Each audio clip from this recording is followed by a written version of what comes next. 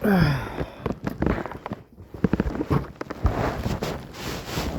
morning.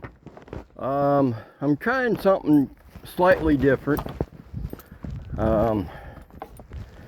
First of all, I'm taking a little short jaunt through the woods where one of my favorite easy accessible for a broken down old fart access is to hunting.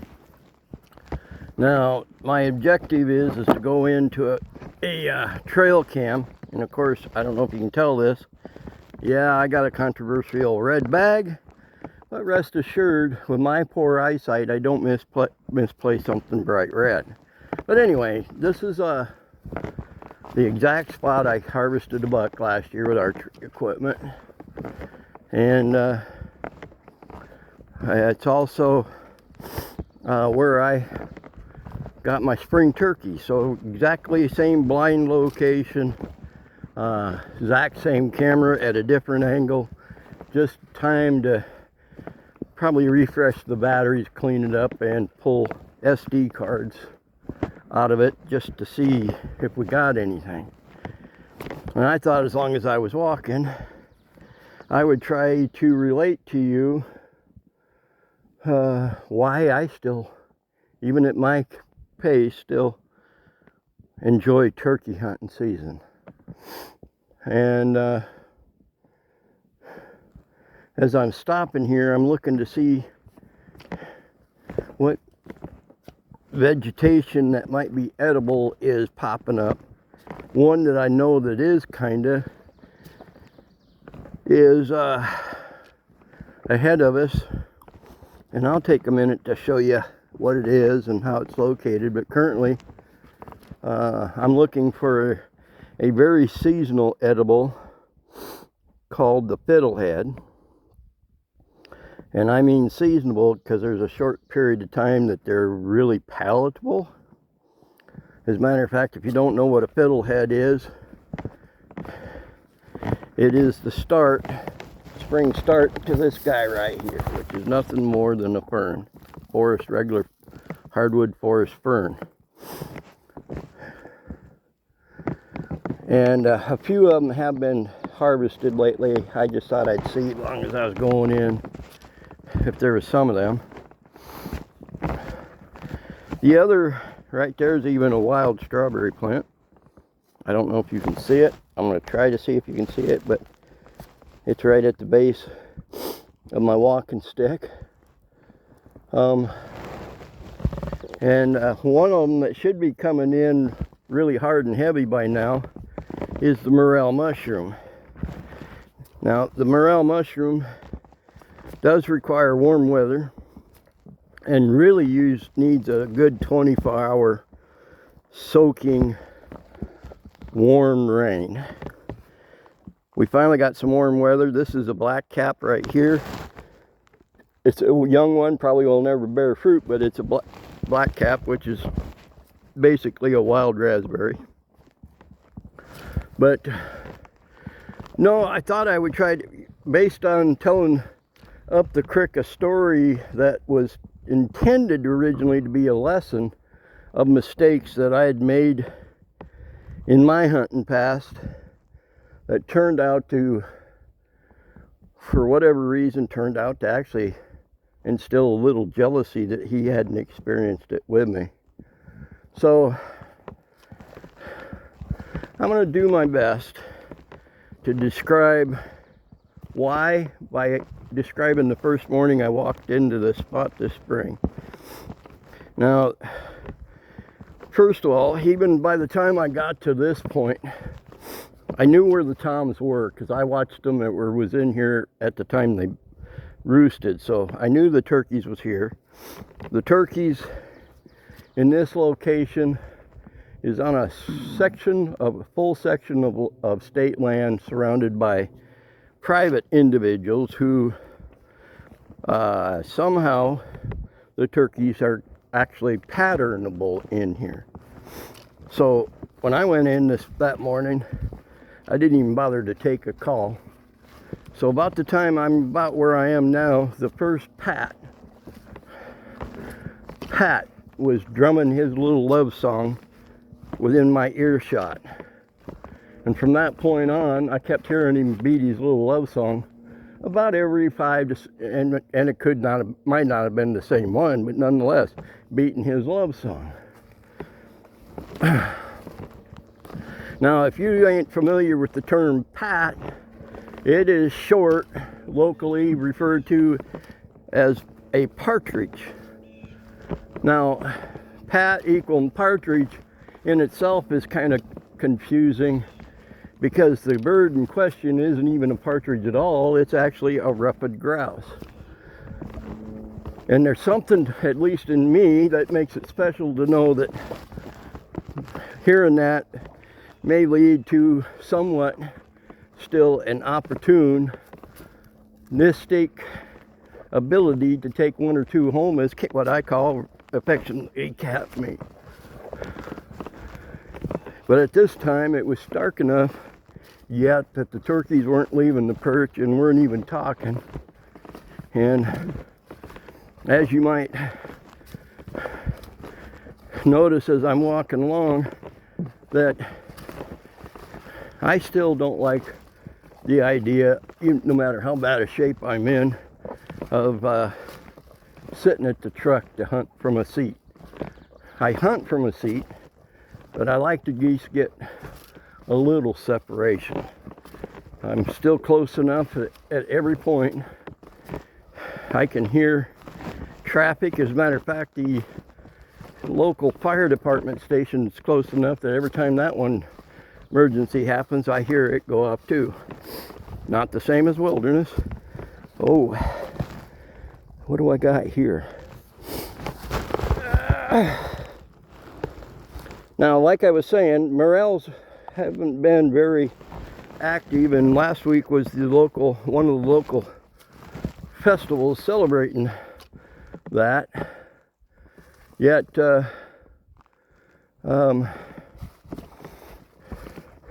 hardly anybody had any. So even right now, if you can see, the canopy in here is still pretty sparse. And the third week of turkey season's over, and generally I take the first season, or try for the first season, and there's enough canopy normally in here, you're already well in the shade. So you can tell things are kind of behind. But that's not really why I'm in here. But by this time, you know, like I said, I'm listening to Pats beating their drum. I'm hearing what is bound to be my favorite eastern songbird, the cardinal. Males very brilliant red with a little crown on their head. Females very much the same shape with a crown on their head, but just not as colorful and whatnot. And I could hear them along with the robins, and to have that going on, to me, is worth the trip alone. Now, when it comes to turkey hunting alone, if I still was in the run and gun, so I'm going to take a minute. I'm going to show you this guy. Oh, look at the snake right there. See him? Can you see him? That is kind of affectionately known around here as a pine snake by some. Not really a pine snake, but this right here, if you can see where my walking stick is the head, or the top of what's known as a leek. Wild leeks. And I may dig one up and show you, because we got already a few, but is not a direct resemblance of what you can buy from a grocery store as a leek. It's a small bulb, very similar to a green onion, that has a natural taste, kind of a cross between a garlic and onion. And if you don't ever have a doubt what that's about, get you a couple dozen of them and let them sit in your house for a while. It will help you understand what the purpose of that could be. I tell you that it's not really permanent sustenance either, but nonetheless seasonally a great additive to gather. But anyway, back to the turkey thing. Let's face it, I'm no longer at the run and gun stage. I get around with a walking stick, and there's a good many at times I find myself picking myself up off the floor. But nonetheless, I refuse to give up, and practice has been the thing to do. Now, when it comes to turkeys, I know it might be hard to believe, but turkeys in themselves instill that excitement of chasing down bugling bulls in a run and gun situation.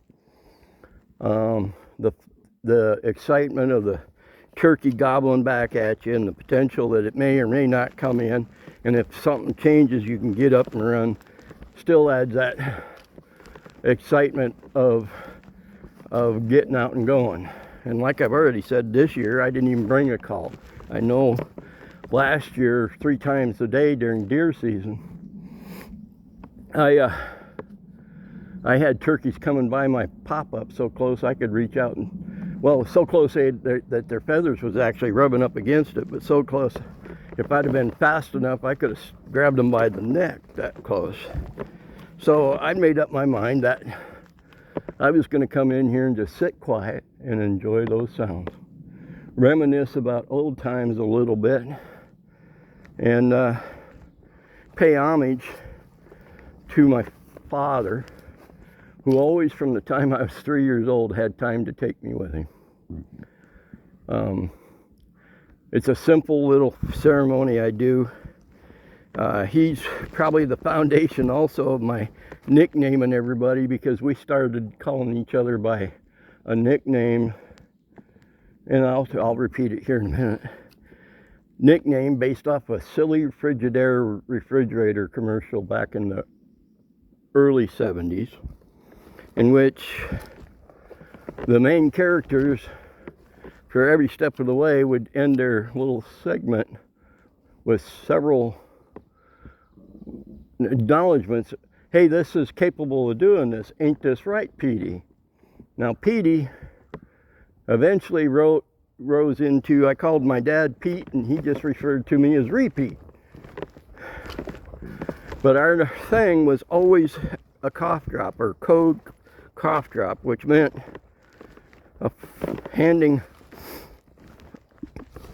pulling out a nicely wrapped butterscotch disc, and Dad always saying, "Hey, Repeat, would you like a cough drop?"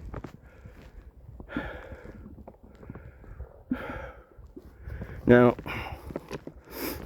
I don't know if you have that kind of relationship with your father that today you can still think of him in ways like that.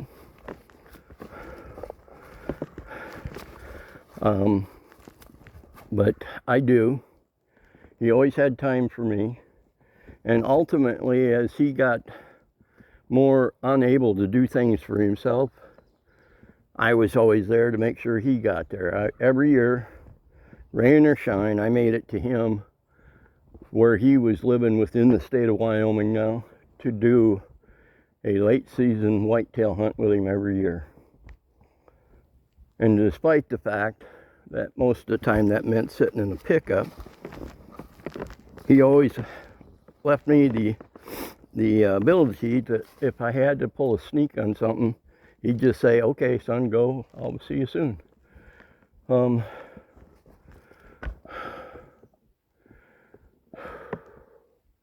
I also had the fortunate experience of accomplishing 2 things with him towards his later life, where I finally talked him into coming to the mountains with me, and told him I felt I could get him to experience a bugling bull. And I took him to a place, what I'll tell you is actually a real name, which I rarely do, but a real name of the south, would be the southwest side of a little chunk of land known as Muddy Mountain. And that very morning we camped with a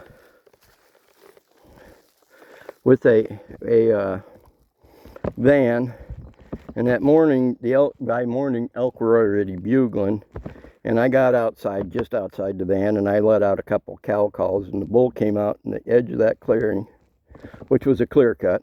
Oh, by the way, a wild leek. I don't know if you can see that. I thought I'd take the time to pull one out. And it's even this nowadays, it's kind of my, I got more than I wanted, but kind of my MO to put some of the root back where I just got it. I don't know if it works or not, but it makes me feel good. Anyway, I can't make you smell that, but a little cleanup work, and if you got teeth, that's a tasty treat, just like anything else. So again, a leek.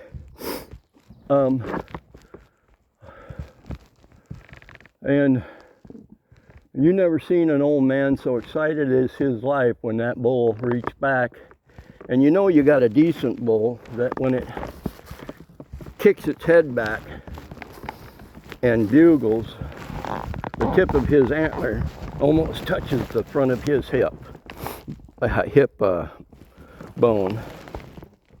That's a fair bull. May not be the monster of the woods, but that's a fair bull, and he was excited. And oddly enough, later that day, I took him for a ride to the edge of a wilderness area that I told him, going down this winding road to get to the trailhead of this, I've seen pictures of bighorn sheep in the center of the road. I said to him the words, I personally have never seen that happen myself. I've seen them back in the wilderness, but I've never seen them on this road. Well, I got to the bottom of that winding road, and standing in the middle of it was a band of small rams.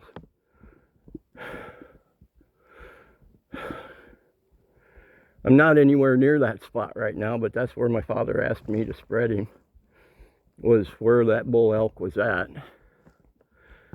And a part of me is here and there with him every day.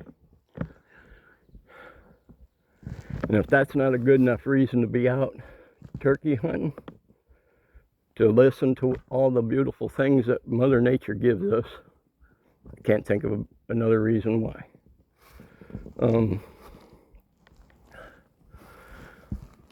Grizz Getter is strapped to my chest. When I'm in this particular area, Grizz Getter or something comparable will always be strapped to my chest. Because right now, like I told you, I did move my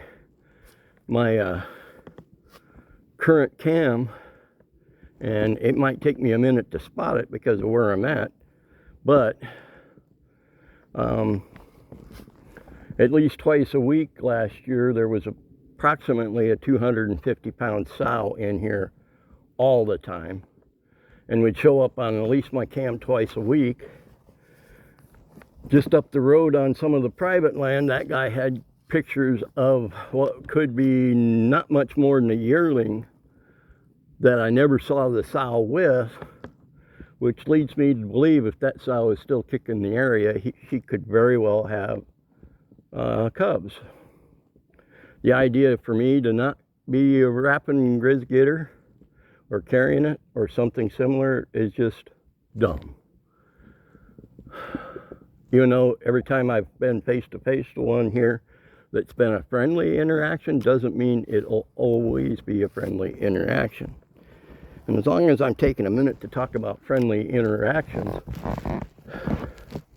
I am almost 100% an open carrier carrier. Mainly because it's easier access to what I just talked about. However, before I get done with today's ride, I might show you the other Grizz that's luring through these woods, and that's a little group of people known as the homeless. Now, I think it's been a week and a half ago, I got a kind of an impromptu emergency phone call saying we've lost a 13-year-old girl somewhere out in this valley. Could you please help us look?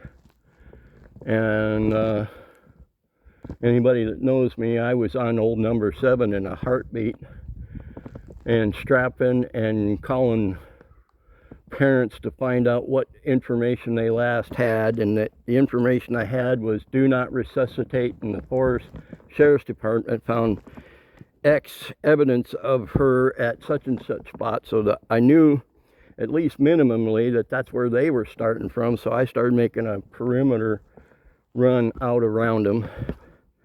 Before the end of the day, the phone call came through. We found her and we're going to the hospital right now to have her checked out. So it came out positive. But nonetheless,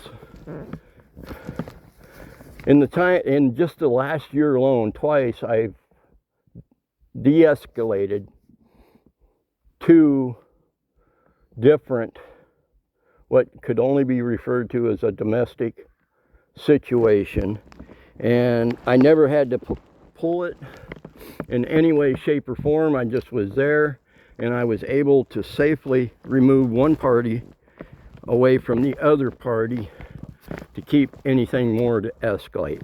And I don't know about you, but maybe I'm tooting my own horn, but that in itself is a form in my mind of good guy with a gun.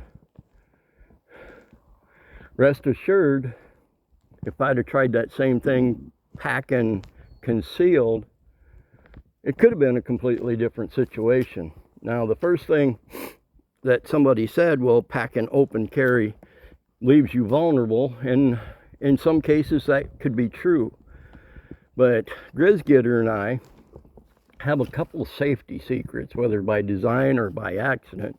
It has a safety secret. So if somebody did get to it in front of me, other than the fact Grizzgitter is not necessarily the average 9mm, it also has a surprise that most people don't know how to get past. Now, if I was packing grizzly country, I certainly wouldn't utilize that. I'd want it ready to rock and roll. But the average Joe Blow, if he did get their hands on it, have no clue how to go around it.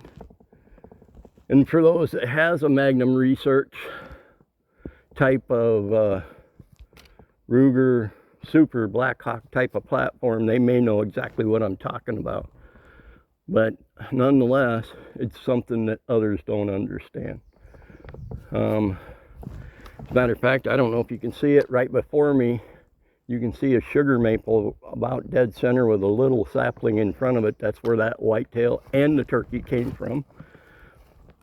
Roughly 13 yards in front of my pop-up.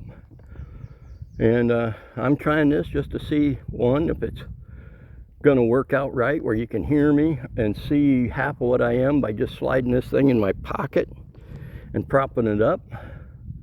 And the other half of it is to see if I can, at least on camera, translate an effective understanding why I still do what I do. I walk home today, I'm going to hurt like you know what, but I'm going to still have a smile on my face because I refuse not to do what I love to do. At this point, me finding the camera and replacing batteries and cleaning lenses, I don't think you need to stick around for. But I hope, even with me blabbing all the time, you can hear some of the birds around me even now. I haven't heard a pat since I came in here, but you get the point. I hope that the sound of life is important.